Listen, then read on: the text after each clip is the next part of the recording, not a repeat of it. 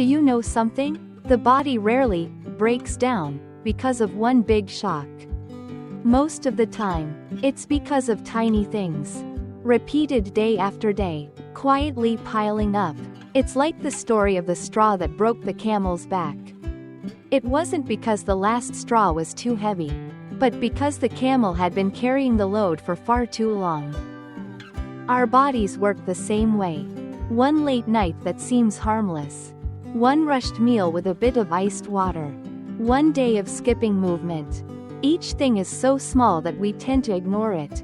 But when they add up over many years, the body starts to cry for help through chronic fatigue, digestive problems, poor sleep, aches, and pains. And here's the important part. If health can be worn down by small habits, then it can also be rebuilt by small habits, when they're the right ones. Today, I want to start from that principle, and together with you, open a path that is natural, gentle, and sustainable. Hello and welcome if this is your first time visiting the channel. Let me briefly introduce myself. This is khoe, ngay, live healthy every day. A place where we talk about health. Not with fear or sensational claims, but starting from very ordinary, very real parts of daily life. I'm not here to talk about anything lofty or complicated. I'm simply a companion, sharing foundational principles that remind us the body already has a natural ability to heal itself, if we stop getting in its way. On this channel, I believe health doesn't come from a miracle pill. It comes from the small choices we make every day. And if today you're feeling tired, overwhelmed, or sensing that your body isn't what it used to be, then you're in the right place. I'll go slowly and explain clearly, so anyone can apply this in real life. Before we go any deeper, I want to say one thing clearly so you can feel at ease. What I'm sharing today isn't based on personal opinions or folk talk. It's grounded in fundamental health principles that have been known for a very long time, and that modern science is now gradually confirming. More than 2,000 years ago, Hippocrates, known as the father of medicine, famously said, "Let food be thy medicine." It sounds simple, but what he was really pointing to was the body's ability to self-regulate and self-repair when the internal environment is properly cared for. Today, many functional medicine doctors, along with research on the gut microbiome, hormones, and sleep, are all coming back to the same idea. The human body is like an ecosystem.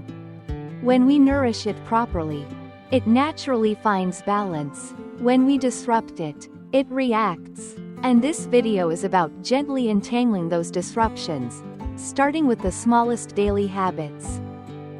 Dear friends, before we move into the first habit, I'd like to ask you for a small favor. If these shares feel relatable, easy to understand, and helpful for living healthier each day, please subscribe to the channel and tap like on the video. That support gives me the motivation to keep creating deeper, more thoughtful content. Having you walk this journey with me truly means a lot. Alright, now let's talk about the first mistake, and it's something many people do every single day without realizing it. Ignoring the body's natural biological rhythm. Many people think, staying up a little later won't hurt. You can eat anytime, or sleeping in later will make up for it. But the body doesn't work like a machine you can switch on and off at will. It's more like an old, finely crafted clock that runs with great precision. Every time we stay up late, eat late, or keep irregular hours, we're quietly misaligning the inner gears, without hearing any noise at all. That misalignment doesn't make us sick right away. It builds up slowly, until one day we feel exhausted. Digestion weakens, hormones go out of balance, and only then do we wake up to it. By that point, the body has been struggling for a very long time. Let's go a bit deeper. The biological rhythm is like a work schedule for each organ. During the day, the liver detoxifies more actively. The intestines move better, and the brain stays alert. At night, the body repairs itself, regenerates tissue, and clears cellular waste. When we disrupt this timing, the body is forced to work the night shift, like making workers do constant overtime without rest. Science calls this circadian rhythm disruption. Studies show that prolonged late nights raise cortisol levels and reduce melatonin. When cortisol stays high for too long, the body is like a candle burning at both ends. At first you feel alert. But over time you become deeply fatigued, more inflamed, gain weight more easily, and sleep even worse. I've met many people who say, "I eat carefully, why am I still tired?" But when we look closer, they often sleep after midnight, eat dinner late, and rush through mornings. At that point, the body is like stagnant water. Nutrients come in but don't circulate well. So waste builds up. It's not because you're doing too little, it's because the timing is off. The first solution is very simple. You don't need to change everything at once. Just go to bed 15 to 20 minutes earlier each week. Eat dinner a little earlier.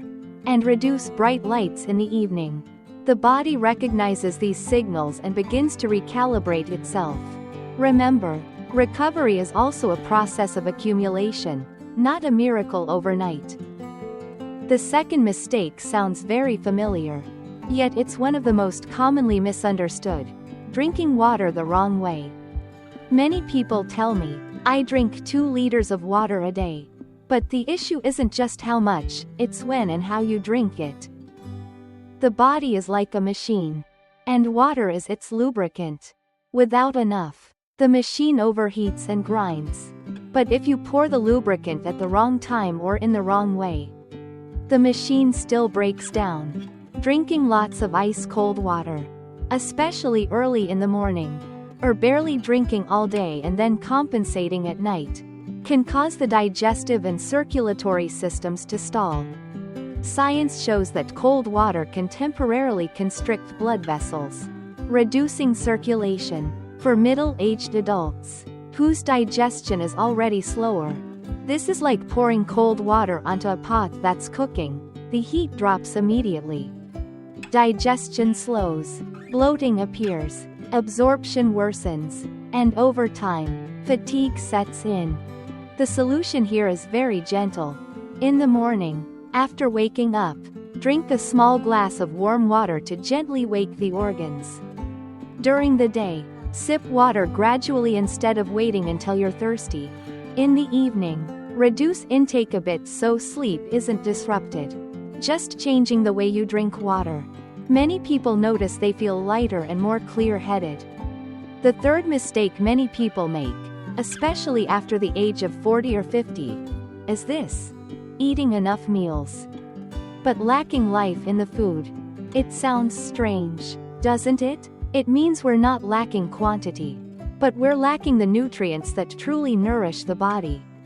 Many meals look filling, yet they're mostly refined foods: white rice, noodles, fried foods, sweets. At that point, the body is like a pond filled only with tap water, no algae, no living organisms. At first it looks clear, but over time the system loses balance.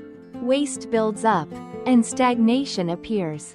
Science talks a lot about the gut microbiome, the trillions of beneficial bacteria that help with digestion, vitamin production, and immune regulation. But good bacteria can't survive on dead food. They need fresh vegetables, fruits, fiber, and naturally fermented foods. When we lack these, the gut gradually weakens, leading to fatigue, dull skin, and poor sleep. The solution doesn't require fancy diets or expensive foods. Simply add 1 vegetable dish to each meal. Include some fresh fruit, or occasionally use properly prepared natural fermented foods. The body receives life, and the gut begins to slowly come back to balance. Slowly, but steadily. Let's pause for a moment and reflect together. The 3 mistakes we've just talked about sound very familiar: disrupted biological rhythms, drinking water the wrong way, and eating enough but lacking life. None of them cause immediate damage, but the danger is that they repeat every day, quietly wearing the body down. If you pay attention, you'll notice these three things share one common point: we're living slightly against nature. And the body is like a river, when we move with the current. It's effortless, when we keep swimming upstream. Exhaustion is inevitable. The good news is that when we realign these foundational habits, the body begins to heal itself without force. In the next part, we'll go deeper into natural solutions, starting from a very important place, the digestive system and the microbiome. Then extending to sleep, hormones, and daily energy. Please remember to tap like on the video if, by this point, something has truly clicked for you. That lets me know this content is genuinely helping. Now let's move into the solutions. And I always say this honestly, if you want the body to restore itself, you must start with the gut. The gut isn't just where food is digested, it's what shapes our energy, immunity, and even our mood each day. Think of the gut as the roots of a tree. If the leaves wilt or the trunk weakens, don't just water the leaves. You have to look at whether the roots are actually absorbing water and nutrients. When the gut is weak, no matter how nutritious the food, absorption won't happen. Many studies show that over 70% of the immune system is located in the gut. When there's long-term, low-grade inflammation in the intestines, even without obvious pain, the body stays in a constant state of hidden stress. That's when people feel tired, irritable, sleep poorly, and wake up without feeling refreshed. It's not because of age, it's because the gut is overloaded. The very first thing you can do is simple: slow down when you eat. It may sound trivial, but eating slowly allows digestive enzymes to be released properly, reducing the burden on the gut. In the beginning, prioritize warm, well-cooked, easy-to-digest foods. It's like cleaning a cluttered house. You start gently, and only later do you decorate it beautifully. When the gut begins to breathe more easily, we can move to the second layer: foods and herbs that support the endocrine system. Hormones are like the conductor of the body's orchestra.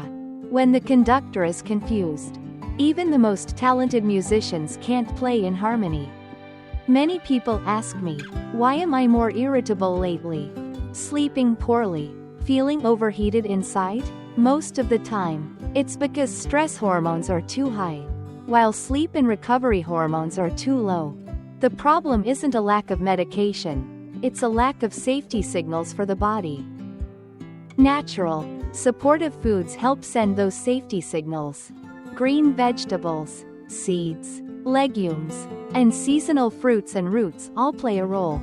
Simple, traditional herbs like ginger, turmeric, and perilla leaf, when used in the right amount and at the right time, can gently reduce low-grade inflammation and warm the digestive system. When digestion calms down, hormones follow. Think of it this way: the body is like a noisy house. Herbs are not a hammer to smash everything into silence. They are more like a soft yellow light that turns on and says, "It's time to slow down." When that signal is repeated daily, hormones naturally rebalance. And remember, small and consistent is always better than a lot done irregularly. Now let's touch on something many people are missing without realizing it: deep sleep. Sleep isn't just rest, it's when the body repairs and restores itself. If daytime is when we earn, nighttime is when the body pays its debts. Good sleep is closely connected to the gut microbiome. When the gut is healthy, beneficial bacteria produce substances that help the brain release calming hormones. When the gut is disturbed, the brain struggles to fully power down. These two systems are in constant communication. Like neighbors, when one is noisy, the other can't stay peaceful. Many people say they fall asleep quickly, but their sleep is shallow, with frequent awakenings during the night. That's a sign the body doesn't yet feel safe enough to fully let go. The solution isn't to immediately rely on sleeping pills, but to create a sleep ritual. Dim the lights. Reduce phone use. Drink a little warm water. And slow the breath. When this becomes a routine, the nervous system understands it's time to rest. With deeper sleep, the gut, brain, and hormones repair together. You may not notice dramatic results in one night, but after a few weeks, you'll feel lighter, clearer, and emotionally more stable. At this point, I want you to see the body as a closed, connected circle, not separate parts. A healthy gut calms the brain. A calm brain balances hormones. Balanced hormones support deep sleep. Deep sleep gives the gut time to heal. Everything is linked, like gears fitting together. When one gear is misaligned, the whole system rattles, but when we adjust them slowly, one by one, the entire machine runs smoothly again. That's why I always say, don't ask, how can I get better fast? Ask instead, how am I treating my body every day? Modern medicine is excellent at handling emergencies and severe symptoms. The natural habits we're talking about here create the foundation. A strong foundation makes a strong house. These two approaches don't conflict. They complement each other beautifully when we understand their roles. When you start eating more slowly, going to bed a little earlier, drinking warm water at the right times, and adding living foods, the body records every small action. You don't need perfection, just consistency. It's like saving a little money every day. The amount seems small, but over time it becomes significant. Dear friends, if you've listened this far, I believe you've understood something very important. Health doesn't disappear in one day. And it doesn't return in one night.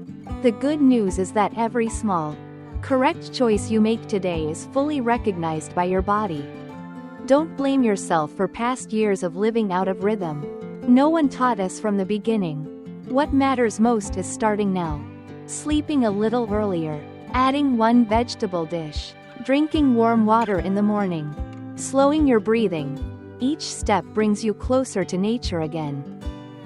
If this video has given you a new perspective or a sense of ease, I invite you to subscribe, tap like, and leave a comment sharing which habit you want to start changing today. I'll read them and walk alongside you on this journey. I wish you the strength to choose one small, right thing each day, because over time, those small things create truly strong health. Thank you for listening, and I'll see you in the next videos on Live Healthy Everyday Seedling.